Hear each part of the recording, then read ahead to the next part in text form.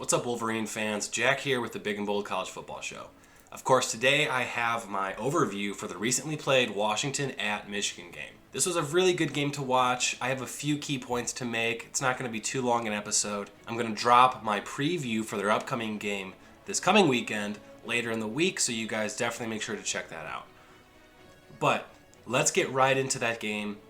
Can't really be happier, and yet Michigan fans are incredibly divided on how they feel about Michigan football thus far. I mean, considering they have two dominant performances against decent teams, we've got a real 50-50 split on how people feel about this team. So with that said, let's touch on some key points as to why. Now, coming into the game, I had 4 key points that I'm going to go over and briefly discuss how they did, and then I'm going to break down statistically how the game went and get into my overview. First of all, run the football. I wanted to see them run against a quality defense like Washington. I wasn't very surprised when they ran all over Western Michigan, but a defense like Washington's one of the best in the Pac-12. That's something I wanted to see them do, and obviously that's what they did, and that's actually why the fan base is so divided. But with that, I'm going to talk about their run game later. Next up, I had, protecting the ball. So that was a point made coming into last week's game, but even more so with Washington, who has such a good defense, a very strong secondary. I wanted Cade McNamara specifically to protect the football, and he didn't. He didn't throw any turnovers. He had a clean game. Wanted Michigan to get to the quarterback. Then they had 1 sack against Western last week, so I wanted to see them get some sacks on the quarterback, which they did. And how are they going to do without Ronnie Bell at wide receiver? That's the one that I'm going to talk about a bit when it comes to the passing game. That's really where the fan base is divided right now, is on the passing game, the direction of the team.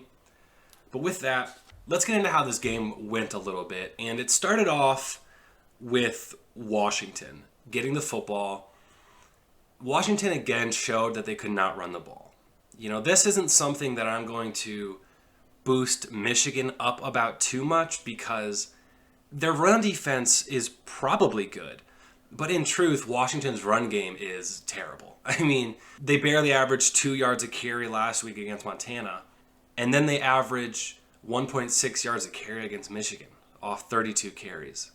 They only had 50 rushing yards in the entire game. So that was really where I noticed Washington was in trouble. And the problem for Washington, in my eyes, was they continued to try and run the ball over the course of the game. Coach Lake, he didn't want to ease up on running the football. And, that's just what they continued to do from start to finish in that game.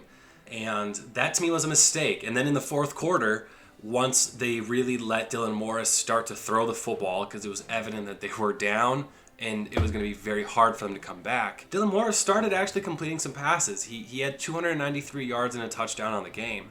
Looked much better than he did last week against Montana, but I felt like it took Washington too long to let Dylan Morris try and cook up Michigan's secondary, which is a kind of a weakness for Michigan. Again, it looked like they had some holes in their secondary playing zone, and there were a few moments when it felt like Michigan wasn't able to stop Washington with man coverage. Taj Davis had himself a couple really good catches in one-on-one situations. Same with Terrell Bynum. Gallus Jackson wasn't too big of a factor in the game. Obviously Michigan transfer over to Washington. In fact, Gallus Jackson's biggest contribution to the game was his extracurricular activity when the game was over, when he was clearly very upset about their loss and using some pretty foul language. With that, Cade Otton, tight end for Washington, I thought was going to give Michigan a real problem early on with 3 catches for 33 yards. He didn't end up having too big a game. I really thought he was going to be a bit more involved, but I think defensively Michigan was able to cue in on that and shut him down. But then, fourth quarter, Bynum and Davis at wide receiver, they ended up having a couple good games. So that's kind of Washington. They didn't have any one defender as a big impact guy. I will say Adufian Ulofoshio, who I highlighted in my preview. Linebacker for Washington had over 13 tackles. Jackson Sermon with 12. So they were all over the field, but that's partially because Michigan was running the ball so much. There were a lot of opportunities for them to get tackles, rack up tackles in that game. But you look at the other, kind of significant stat lines. A few tackles for loss, but again, Michigan ran the ball a lot. Only one pass defended. They didn't throw the ball a lot. But no sacks, no interceptions on the game. It was a really strong showing by Michigan offensively to limit any big plays from Washington. Washington was more stubborn than anything on defense. Now, with that said, that's kind of a quick overview for Washington. Let's move over to Michigan and break down a few key points there. And I guess the best place to start would be the run game. Now, with how much Michigan ran the football last week, we all knew they wanted to run the football, that they want to be a run-heavy team. And boy, were they. I mean, breaking down their two best individual performers, Blake Corum had 21 carries for 171 yards, which is 8.1 a pop, and 3 touchdowns. He was absolutely phenomenal in this game, and that's a big reason they were able to put Washington away.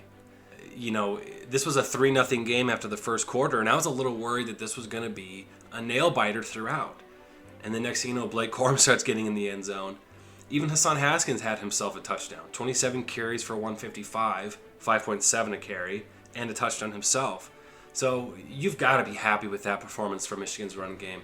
By the end of the day, obviously, 48 of these carries coming from Blake Corum and Hassan Haskins, but 56 carries for 343 yards, which is 6.1 a carry, and 4 touchdowns on the game. So Michigan on the ground was fantastic. They really, really emphasized the run game, and it paid off over the course of the game. They wore down Washington, and their run game is the biggest reason they won this football game. So A+ for running the ball. If they can run on a team like Washington, in my honest opinion, I think they can run against anybody in the Big Ten. Now, that's something of a bold statement with defenses like Wisconsin, Penn State, but that's obviously a point of emphasis for them, is up-tempo running, alternating between Blake Corum and Hassan Haskins. And the thing that's so great is that, especially with Blake Corum on the field, he can be used as a pass catcher, so you don't know if they're going to run or pass. Again, they like to use tempo when running the football. They like to get Blake Corum out wide. He had 3 catches on the game. But with that, kind of diving into the passing game for the offense, I felt like, this is where everyone is divided in Michigan football right now. Cade McNamara was 7 of 15 for 44 yards. Only 44 yards. He was only 9 for 11 last week against Western Michigan. So clearly they did not feel the need to throw the football very often, and they didn't. I mean, early in the game, Cornelius Johnson came up with a nice 33-yard catch. It was his only catch of the game. As I said, Blake Corum had a few catches as well that none of them were really able to break out. And that was it. You're talking about a catch for little to no gain for A.J. Henning, Hassan Haskins, Mike Sanders still.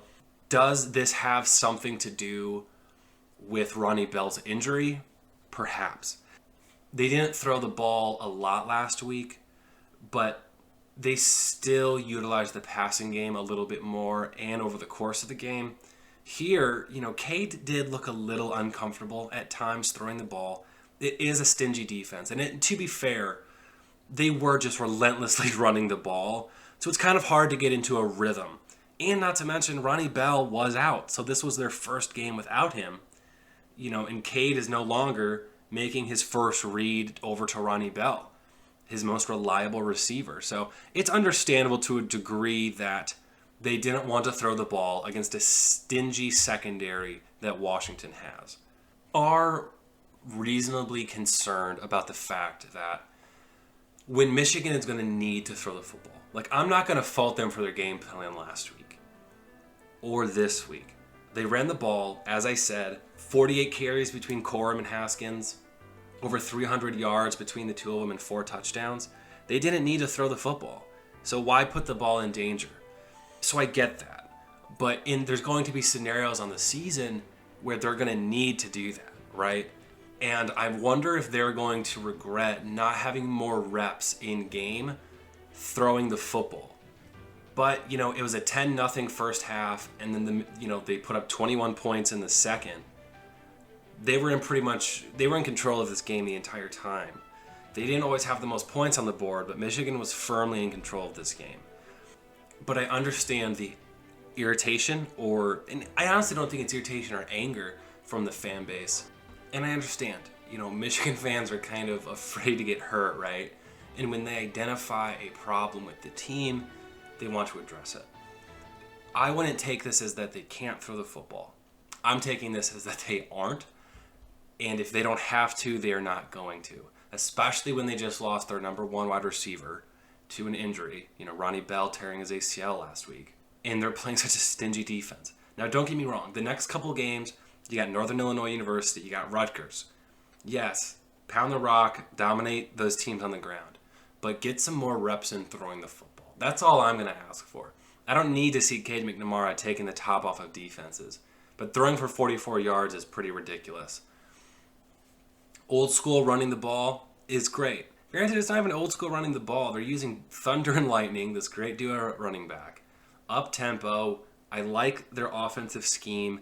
The offensive line is pounding against these defenders, and I really like what they have going on. But you have talented receivers, and they do need to get the football. That's going to help them in the long run. So with that said, run game, A+. That's not news. Passing game, yes, I understand the concern. But understand that they haven't needed to throw the ball, and because of a couple different factors, they didn't really want to. Let's see what happens in the next couple weeks. Now, if they walk into, say, that Wisconsin game, a few weeks from now, not to get too ahead of myself here, but they walk into that Wisconsin game, and they show a complete inability to throw the football, which, hey, it's Wisconsin on the road, right? That's a difficult environment to play. Then you can have anger if in their first 4 games, they decided to not throw the football against fairly inferior competition at home in all 4 games. Now let's jump over to the defense, and I'll round this overview out with a few key points. Josh Ross led the team in tackles with 11 total, not to mention a tackle for loss and a pass defended. He was also able to get to the quarterback a few times. No sacks registered, but a few quarterback hurries. So I like seeing that from him up the middle, from the inside linebacker position. Obviously, the best defender on the day was Aiden Hutchinson. Only 4 tackles, but 2.5 sacks and 2.5 tackles for loss. Aiden Hutchinson looks unstoppable. 3.5 sacks in his first 2 games. The guy is crazy. He's a fantastic defender. Leading up to this season, we were mostly talking about Aiden Hutchinson's potential, because he looked very good in 2019, but he didn't necessarily always have the numbers to back it up unless you broke down the more, finite run defense numbers and, hurries and things like that, pressure stats. But so far, he is unblockable. And the sacks he registered forced 3rd and longs, forcing 4th down. He was probably their most impactful defender on the game. He is. He's their most impactful defender on the defense. So I really love seeing him out there just absolutely going bonkers. He looks unblockable.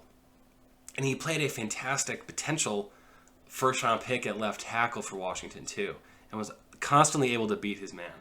Overall, the defense had 4 sacks, like I said, 2.5 of those for Aiden Hutchinson. So they checked the box there for me in terms of being able to get to the quarterback a little bit more.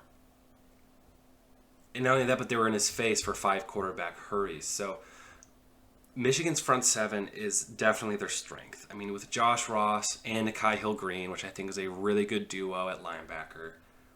Aiden Hutchinson, he could put himself into top 10 draft pick consideration with how he's playing right now. Chris Hinton is having himself some strong moments. Taylor Upshaw, he and David Ajabo both able to get to the quarterback in this game. 1.5 sacks between those two. I really like what the defense is doing. But again, my concern defensively is their pass defense. I felt like they're still not able to stop opposing receivers in one-on-one situations, in man coverage. Vincent Gray looks very beatable. Jamon Green gave up a catch or 2 out there that I noticed as well. And I just annotated, man, that really makes me nervous when they play more advanced passing attacks moving forward. Because that wasn't the concern against Washignton, right? And Michigan really didn't even have to respect the pass against Washignton. They said, try to beat us through the air, but we're going to get in your quarterback's face and we're going to shut down the run. And they did do that effectively. But what happens when they play an offensive line like Wisconsin? or a passing attack like Penn State or even Ohio State at the end of the season, right? That's what I'm a little nervous about, is if they're able to hold off the pass rush a little better against Michigan, is the secondary going to be able to have a good day and account for that? Going to have to wait and see on that one. But they have elite upside on the defense. I think Josh Ross looks great. Daxton Hill looks great. No turnovers yet, but we'll see how that continues on.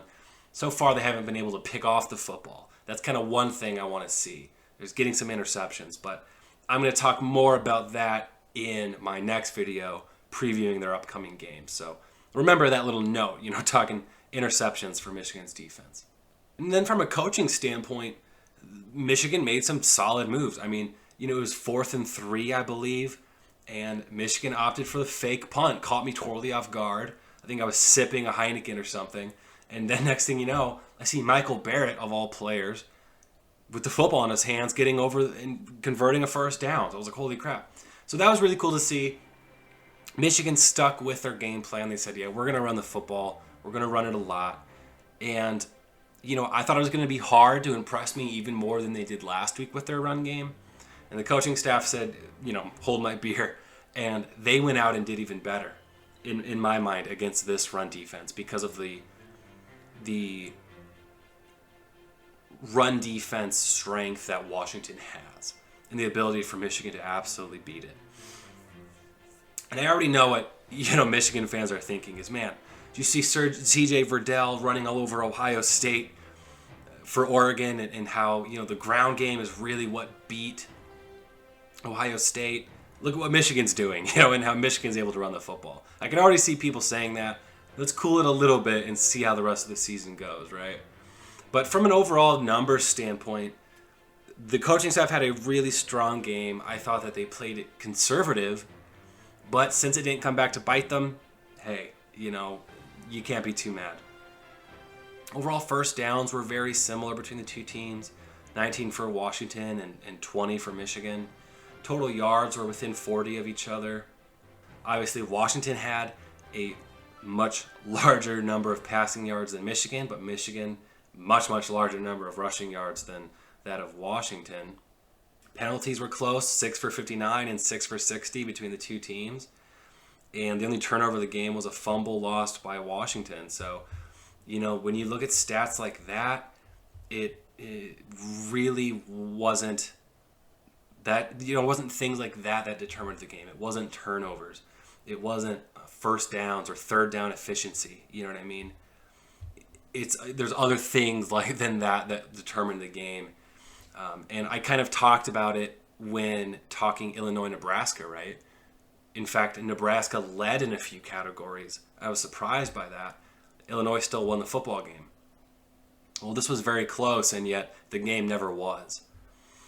Granted, Dylan Morris's passing yards were pretty inflated with, the fourth quarter. So with that said, not to go, down too many rabbit holes here. Overall, my thoughts on the game, I think it's an A minus for Michigan because they dominated their opponent at home. It's a night game, and it was a huge recruiting weekend. I mean, they had every recruit and their mother in Ann Arbor for this game. They did the last thing last season. They did the same thing last season when it came to the Wisconsin game, except Michigan got destroyed by Wisconsin last year. So it was really good. That was definitely in the back of my mind the entire time was, dude, how many recruits are watching this game in Ann Arbor? And it's a lot. Kids that are currently committed, guys like Walter Nolan, Domani Jackson, who's actually committed to USC, who was there in Ann Arbor for that game. Those are both 5 stars. Josh Connerly, 5-star offensive tackle from the state of Washington, was in Ann Arbor for this game. Really, really great performance by Michigan to show off what they want their team to be, which is aggressive front seven with elite ability. They're able to put elite defenders into the NFL. Strong run game with not one but 2 great running backs. Yeah, you wish they could have shown off the passing game a little bit more, but I'm not upset because Michigan's going to be able to show different things in their passing game over the course of the year because they didn't have to show it early or they didn't show it unnecessarily early on. So defense is going to be thinking, man, what's this Michigan passing game going to be this week? You know what I mean? So there is sort of a positive in that when you think about it that way. Overall, still really happy. I think Michigan fans should settle down a little bit, look at this game for what it was, and be very happy with the result. There were a lot of people thinking Michigan was going to lose this game. Then, of course, Washington loses to Montana, and now Michigan becomes the favorite. But even then, people were really nervous about Michigan getting upset. Didn't even come close to an upset here. So you love to see it. I love the environment. I love the uniforms. We haven't seen those for years. And I love seeing Michigan games under the lights. Overall, again, Michigan fans, come together. Let's be excited about this team, right? It helps that we're early in the season and they want to show off what they are and what they want to be, which is a run-heavy team. So yeah, maybe they went a little far with it this week. But because they were never in danger, they didn't feel the need to move away from it. So that's kind of my biggest takeaway with that. Let me know if you guys agree or disagree in the comments. And again, thank you everybody for listening. Trying to build up a bigger following, and I appreciate all the listeners that tune in and listen to the show. And I really hope you guys love the content. Really excited for next week's game. Hope you guys check out that video and listen in my preview for the NIU game. Gonna pull some things from their Washignton game, from their Western Michigan game, and discuss that. And then, of course, I'm going to have my overview for this past weekend's full list of college football games. And I'm going to go over some of the biggest wins and losses from the weekend. So if you want to hear me talk about Ohio State's loss to Oregon, Iowa State's loss to Iowa, I mean, there were some big games involving Big Ten teams. Didn't win them all, but still some very big games there for the Big Ten. So definitely check that out. That's going to be coming earlier in the week. Enjoy the rest of your week, everybody.